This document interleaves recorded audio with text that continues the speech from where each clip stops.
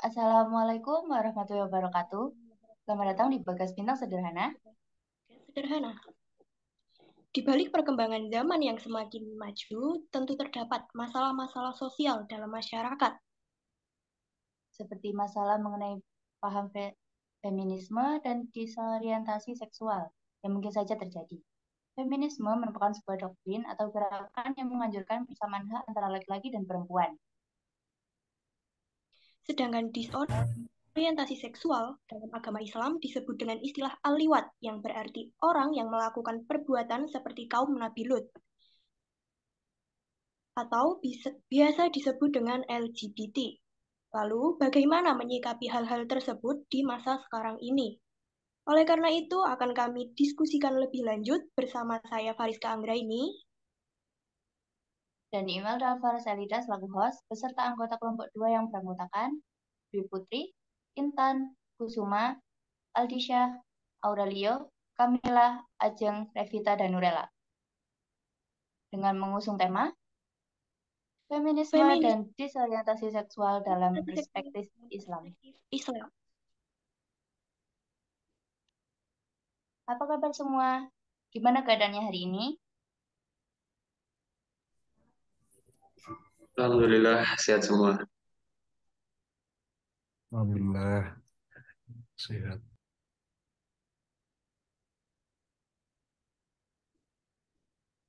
Oke, langsung saja kita mulai sesi diskusi pada hari ini. Feminisme kan merujuk pada kesetaraan gender. Nah, menurut kalian bagaimana dampak perspektif Islam? Apakah ada ketidaksetujuan terhadap aspek-aspek tertentu dari gerakan feminis yang mungkin bertentangan dengan nilai-nilai agama?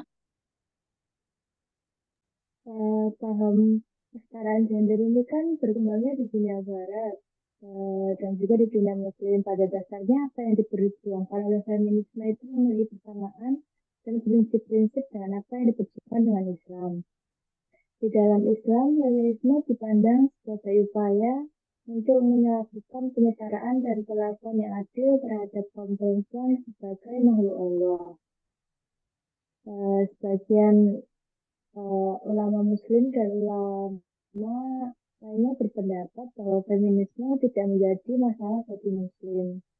Pasalnya, prinsip yang diperjuangkan oleh feminisme memiliki titik temu dengan teologi Islam, terutama teologi yang ingin menciptakan kehidupan yang adil dan setara antara laki-laki dan perempuan. Jadi menurut saya di Islam setuju aja sih.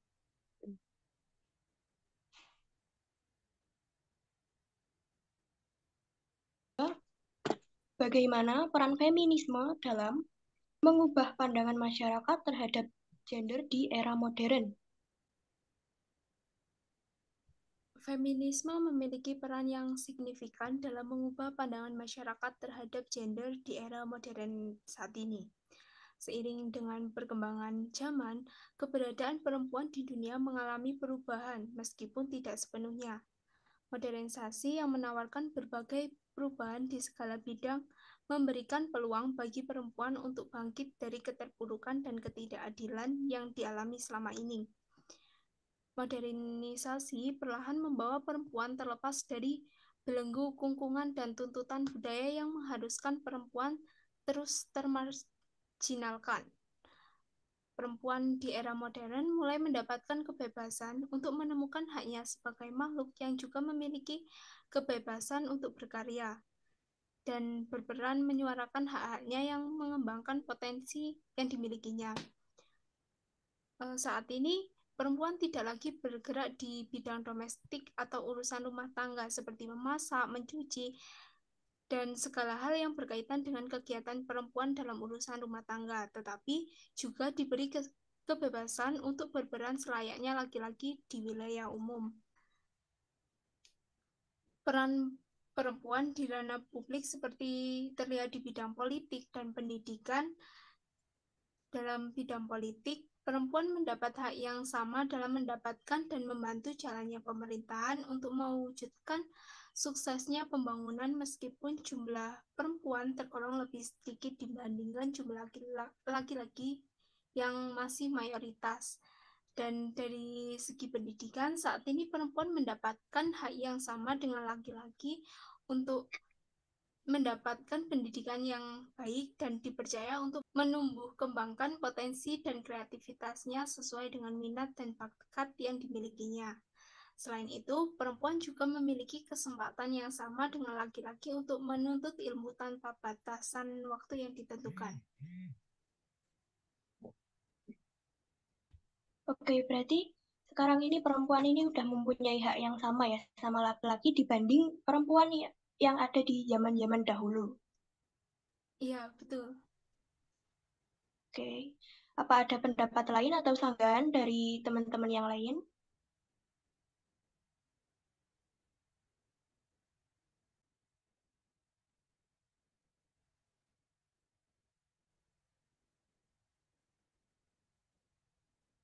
Baik, ke soal yang berikutnya. Menurut Anda, bagaimana konsep kesetaraan gender dalam feminisme dapat diinterpretasikan atau disesuaikan dengan ajaran Islam? Bagaimana konsep kesetaraan gender dan feminisme dapat diinterpretasikan dan disesuaikan dengan ajaran Islam? Jadi, Islam sendiri itu tidak memandang gender ataupun feminisme dengan berbagai bentuk konsep dan implementasinya dalam melakukan gugatan atas nilai-nilai subordinasi kaum perempuan. Karena dalam Islam tidak membedakan antara laki-laki dan perempuan, ataupun tidak memandang berdasarkan jenis kelamin, dan tidak ada bias gender dalam Islam. Islam mendudukan laki-laki dan perempuan dalam posisi yang sama atau kemuliaan yang sama. Beberapa respon teologis dalam Al-Quran yang menilai adanya kesamaan gender. Yang pertama, kemanusiaan perempuan dan kesejajarannya dengan laki-laki terdapat pada surat Al-Hujurat ayat 13. Yang kedua, perempuan dan laki-laki diciptakan dari unsur tanah yang sama dan dari jiwa yang satu.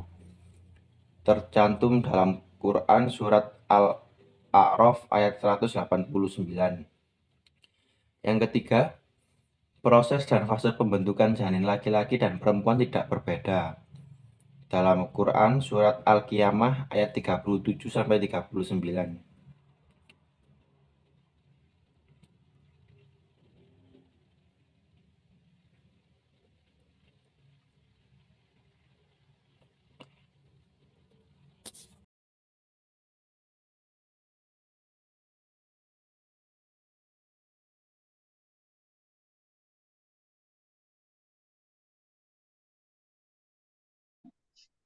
Oke, pertanyaan berikutnya.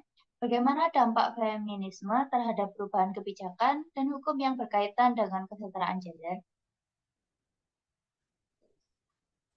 Baik, terima kasih. Jadi dulu perempuan ini kan sering mendapat ketidakadilan dalam kebijakan dan hukum yang berlaku ya. Kita ambil dua contoh kasus. Yang pertama, kasus kekerasan seksual yang apabila perempuan yang menjadi korban ini seringkali dipersulit dalam mendapat sebuah keadilan. Ditambah lagi dengan pola pikir masyarakat yang masih banyak menyalahkan korban, terutama menyalahkan pakaian yang korban kenakan. Ketidakadilan itu jadi membuat mental korban ini semakin terganggu, dan jika di kemudian hari ada kasus yang sama, maka korban-korban itu jadi takut dan enggan untuk melapor atau sekedar speak up aja. Nah, tapi semenjak adanya feminisme ini jadi punya dampak yang lebih baik dari sebelumnya. Perlahan-lahan untuk mendapat keadilan itu tadi semakin lama semakin mudah, meski kadangkala itu masih ada ya yang diperumit. Terus juga berdampak baik kepada pola pikir masyarakat untuk menjadi semakin terbuka dan tidak mudah untuk menghakimi korban. Kita bisa tahu sekarang di media sosial itu udah banyak korban yang berani melapor atau speak up. Kemudian contoh kasus kedua itu kasus buruh yang ada di Indonesia. Dulu kebijakan gaji buruh dan kebijakan gaji buruh perempuan itu jauh lebih kecil daripada buruh laki-laki. Dengan alasan-alasan jika kemampuan buruh laki-laki lebih baik dari kemampuan buruh perempuan. Hal ini membuat ketidakadilan dan ketidaksetaraan semakin kuat pada kaum perempuan. Namun, seiring berjalannya waktu, adanya feminisme ini membuat dampak lebih baik. Saat ini kita bisa lihat gaji buruh perempuan sudah banyak yang sama rata dan dengan gaji buruh laki-laki. Meski ada beberapa perusahaan yang mungkin belum menerapkan kebijakan yang sama seperti itu. Namun perlahan-lahan mungkin akan sama ya ke depannya. Karena udah banyak masyarakat yang berani dan bisa menyuarakan feminisme ini. Berarti gerakan feminisme ini sangat benar-benar membawa Kan? dampak positif bagi perkembangan masyarakat ya. Iya, betul.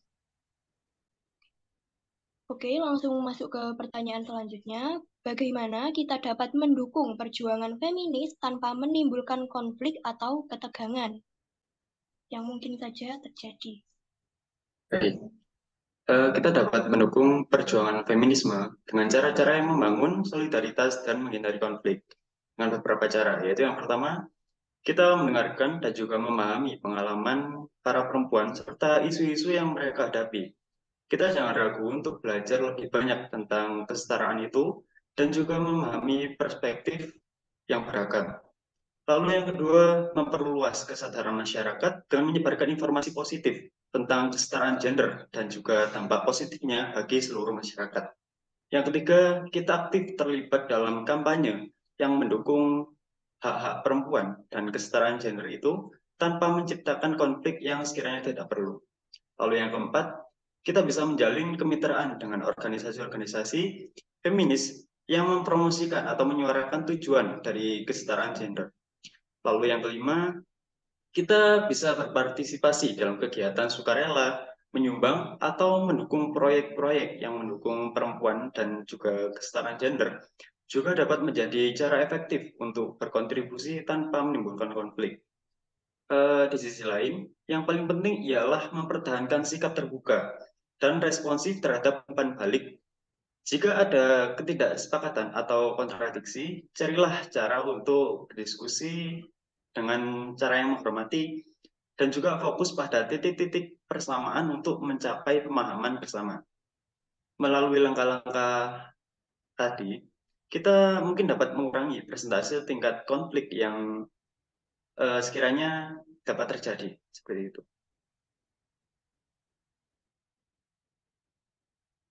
Berarti bisa dengan mengambil langkah-langkah positif yang apa ya namanya? Ini tanpa menimbulkan konflik itu tadi. Kayak melalui persetujuan bersama itu tadi. Oke. Ya. Apa ada tanggapan atau apa namanya? Tambahan dari yang lain?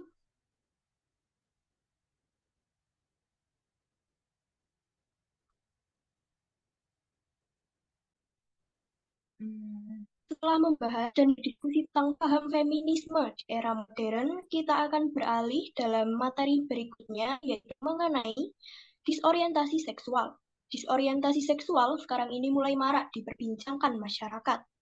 Pasalnya, pengaruh-pengaruh negatif budaya luar mulai diikuti oleh sebagian pemuda. Lalu, bagaimana pandangan pemuda terkait hal ini? Oke, langsung saja masuk pada pertanyaan pertama. Menurut pemahaman Anda, bagaimana pandangan Islam terhadap disorientasi seksual? Oke.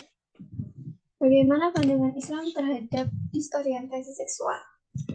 Tentunya semua setuju hal ini haram. Kenapa begitu? Jika ditinjau dari konsep fitrah, maka manusia itu cenderung mencari kebenaran dari sisi Tuhannya. Artinya, fitrah merupakan penciptaan seseorang yang sesuai dengan agama yang benar dan tuntutan akan hakikat kehidupannya itu mencari keadilan tentang penyembahan akan Tuhan. Kesimpulannya, fitrah pada dasarnya memiliki kecenderungan untuk mengikuti kebaikan. Nah, Potensi kebaikan yang tertanam di dalam diri manusia sesuai fitrahnya adalah potensi untuk taat kepada Allah. Hal ini sudah jelas sebab tujuan penciptaan manusia adalah menjadi hamba yang taat kepadanya. Dan untuk mencapai ketaatan tersebut, tentu saja manusia telah dikaruniai pengetahuan tentang Allah. Sejak awal manusia diberikan amanah untuk menjadi khalifah di muka bumi, bukan penguasa bumi dalam konteks sosiopolitik atau mengontrol alam melalui temuan sains, tetapi lebih pada pertanggungjawaban untuk memeliharanya dengan jiwa dan akal yang jernih. Nah, untuk menjalankan amanah ini, maka keberlangsungan hidup umat manusia adalah sebuah prioritas penting yang dijaga oleh syariah. Para ulama telah merumuskan bahwa salah satu tujuan syariah adalah menjaga keberlangsungan garis keturunan manusia. Selain itu, syariah juga bertujuan untuk menjaga keselamatan jiwa manusia. Nah, karena itulah perbuatan-perbuatan yang mengancam kedua hal tersebut menjadi tindakan-tindakan terlarang di dalam syariat dan akan dikenai hukum. Al-Ghazali menyebutkan homoseksual sebagai pendosa diharamkan karena memutus keturunan. Selain itu, penemuan sains juga menunjukkan gaya hidup homoseksual beresiko besar terinfeksi virus mematikan seperti AIDS. Dengan demikian, pada perbuatan yang seperti ini, jelas syariat akan mengenakan hukuman-hukuman tertentu yang bersifat tegas, sesuai dengan firman Allah pada Quran Surat Al-A'raf ayat 80-81 yang berbunyi, dan kami juga telah mengutus Lot kepada kaumnya. Ingatlah tatkala dia berkata kepada mereka, mengapa kamu mengerjakan perbuatan fahisyah itu yang belum pernah dikerjakan oleh seorang pun di dunia ini sebelumnya. Sesungguhnya kamu mendatangi lelaki untuk melepaskan nafsumu kepada mereka, bukan kepada wanita. Malah kamu adalah kaum yang melampaui batas. Dan dari perspektif biologi sendiri, homoseksual juga menyalahi fitrah penciptaan tubuh manusia, karena secara biologis, manusia telah diciptakan saling berpasangan sebagai akomodasi dari kecenderungan untuk saling berkaitan di antara laki-laki dan perempuan. Struktur tubuh perempuan telah dibuat untuk bisa mengandung dan melahirkan, sedangkan laki-laki untuk membuahi perempuan. Seperti itu. Oke. Lalu, bagaimana mengatasi isu tersebut dalam konteks kehidupan dalam masyarakat? Untuk cara mengatasinya sendiri, disorientasi seksual ini kan diakibatkan oleh dua faktor ya. Yang pertama, bisa saja perilaku ini terbentuk dari lingkungannya sejak kecil, dan jika hal ini dibiarkan tidak langsung mendapat penanganan dari kedua orang tuanya, perilaku tersebut akan terbawa hingga ia menjadi dewasa dan menganggap perilaku itu adalah hal yang normal dan harus dinormalisasikan. Yang kedua adalah faktor salah pergaulan ketika anak tumbuh dewasa dan mulai mengenal hal-hal disorientasi seksual, entah dari internet atau dari teman-temannya. Cara pencegahan atau penyembuhan orientasi ini mungkin bisa dimulai dari memberikan pendidikan seks sejak dini di dalam keluarga, dengan cara memisahkan tempat tidur anak, meminta izin ketika masuk kamar orang tua, diperintahkan menutup aurat ketika sudah balik, dan mengajarkan adab memandang lawan jenis. Sebab pendidikan pertama yang akan sangat berpengaruh pada diri seorang anak adalah pendidikan dalam lingkungan keluarganya. Dan dalam konteks masyarakat, ada upaya juga untuk memahami dan mengatasi isu disorientasi seksual dengan pendekatan yang mencakup aspek psikologis, medis, dan sosial selain aspek agama. Beberapa masyarakat Muslim mencoba menggabungkan nilai-nilai agama dengan prinsip-prinsip ilmiah dan medis dalam memberikan dukungan dan pemahaman terhadap individu yang menghadapi disorientasi seksual. Oke, baik. Terima kasih. Oke, langsung saja ke pertanyaan berikutnya. Untuk pertanyaan selanjutnya, bagaimana Islam memandang individu yang mengalami disorientasi seksual? Apakah terdapat ruang bagi pengakuan serta dukungan terhadap mereka dalam masyarakat Muslim? Jadi di era modern seperti saat ini itu memang banyak sekali terjadi disorientasi seksual ya. Kayak bahkan mereka tuh menggunakan dalih hak asasi manusia, sehingga banyak orang yang kemudian mencoba melegalkan perilaku ini sebagai pilihan atas dasar hak asasi manusia kan. Namun dalam Islam sendiri tidak membenarkannya baik secara fitrah maupun sunatullah, karena Manusia secara fitrah diciptakan berpasang-pasangan, bukan makhluk yang berjenis kelamin sama. Jadi berdasarkan itu perbuatan disorientasi seksual seperti LGBT itu sebenarnya haram hukumnya, meski entah mereka itu menikah atau tidak. Jadi kalaupun ada kayak ungkapan Al-Quran atau hadis yang memperbolehkan disorientasi seksual, itu sebenarnya hanya ungkapan dan pernyataan dari kalangan liberal yang menyetujui disorientasi seksual itu, tentunya bukan masyarakat Islam. Sehingga mereka memberi fatwa yang menyesatkan, yaitu mengabsahkan perilaku disorientasi seksual, homoseksual seperti itu. Namun dalam Islam sendiri tidak ada tempat untuk orang-orang yang mempunyai perilaku disorientasi seksual apapun alasannya. Lalu, apa hukum Islam terkait dengan transgender dalam konteks agama?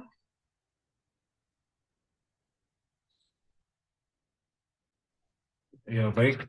Jadi dalam Islam sendiri sangat jelas melarang adanya perlakuan disorientasi seksual.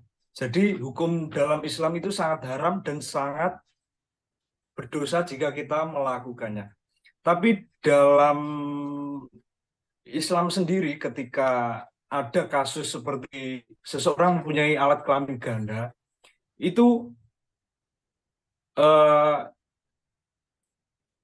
menurut ulama itu kita melihat dari sifat seorang yang memiliki gender yang ganda tersebut. Jadi semisal ketika ada orang yang merasa dirinya mempunyai dua alat kelamin, dua gender, bisa dikatakan laki-laki dan perempuan. Nah, ulama menyatakan itu bisa dilihat dari sifatnya. Jadi ketika ada yang lebih condong ke sifat laki-laki, maka gender yang lebih ke perempuan itu tadi tidak dianggap. Jadi secara tidak langsung orang tersebut adalah termasuk gender laki-laki. Tapi secara jelas bahwa jika laki-laki itu dari fitrahnya saja sudah menjadi laki-laki ataupun perempuan dari lahir, maka jelas sangat diharamkan dan tidak diperbolehkan oleh agama untuk mengganti gender, misal laki-laki untuk menjadi ke perempuan. Begitu juga sebaliknya. Seperti itu.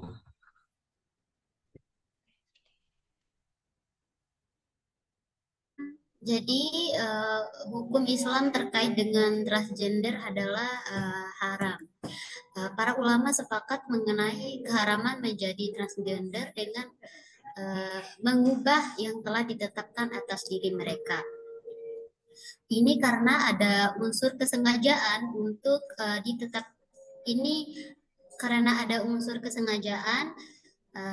untuk mengganti kodrat bawaan yang sudah ditetapkan oleh Allah Subhanahu wa Ta'ala. Oke, jadi bagaimana Islam menanggapi tantangan moral terkait disorientasi seksual dalam masyarakat yang semakin terbuka dan multikultural? Dan apakah terdapat potensi konflik antara nilai-nilai agama dan tuntunan keadilan sosial? Baik, Islam mengajarkan nilai-nilai moral dan etika yang tetap, termasuk dalam menghidupi tantangan disorientasi seksual. Dalam masyarakat yang semakin terbuka dan multikultural, Islam mendorong dialog dan pemahaman saling menghormati antara individu dengan latar belakang berbeda. Meskipun teguh pada nilai-nilai moral, Islam juga menekankan toleransi dalam menghadapi variasi budaya. Adapun potensi konflik antara lain nilai-nilai agama dan tuntutan keadilan sosial terkait disorientasi seksual dapat timbul ketika nilai-nilai agama membatasi hak-hak individu LGBT, sementara tuntutan keadilan sosial menekankan perlunya pengakuan dan perlindungan hak mereka. Menurut kalian, bagaimana Islam memandang individu yang mengalami ketidaksepakatan antara identitas gender dan anatomi fisiknya?